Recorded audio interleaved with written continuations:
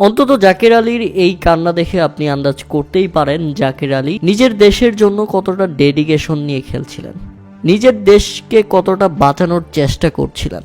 তবে দুঃখজনক এক রান আউট হওয়ার পর জাকের আলীর চোখ থেকে অঝরে পানি পড়তে থাকে, কেননা তিনি শেষ পর্যন্ত দেশের তরি কিনারায় নিয়ে আসতে পারেননি।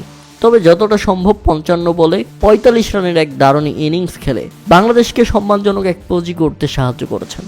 আমাদের শুরুর ব্যাটাররা তো রীতিমতো ডুবিয়ে গেছেন সবাইকে। শুরুটা ভালো হয়েছিল, তানজিদ হাসান তামিম এবং নাজমুল হোসেন শান্ত দারুণ ব্যাটিং করছিলেন, তবে ইনিংস বড় করতে পারেনি তানজিদ হাসান তামিম। 24 বলে 24 রান আসে এই ব্যাটারের ব্যাট থেকে। এরপর অধিনায়ক নাজমুল হোসেন শান্ত দুর্দান্ত খেলতে থাকেন, তার সুবাদেই মূলত বাংলাদেশ 10 ওভারে 1 উইকেট হারিয়ে 58 রান করতে সক্ষম হয়। কারেন্ট রান রেটটাও ছিল 5.80। আপনি একবার চিন্তা করেছেন, তখন অনেকেই ভেবে নিচ্ছিল বাংলাদেশ হয়তোবা করে ফেলবে আজকে 300-র উপরে রান, কিন্তু না। ওয়ান ডাউনে উইকেটে আসা মেহেদী হাসান মিরাজ হতাশ করলেন, একইভাবে হতাশ করলেন তাওহিদ হৃদয়। এরপর মুশফিকুর রহিম, পরের অভিজ্ঞ ব্যাটার মাহমুদুল্লাহ রিয়াদ।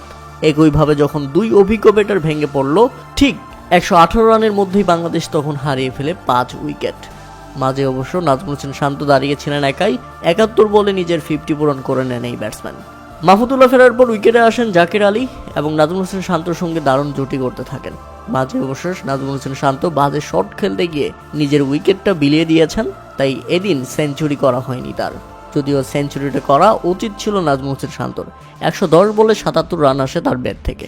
এরপর রিশাদ হোসেনকে সঙ্গে নিয়েই জাকের আলী বাংলাদেশের নৌকাকে খুঁড়িয়ে খুঁড়িয়ে নিয়ে যাচ্ছিল কিনারায়। রিশাদ হোসেন ফেরেন 25 বলে 26 রান করে।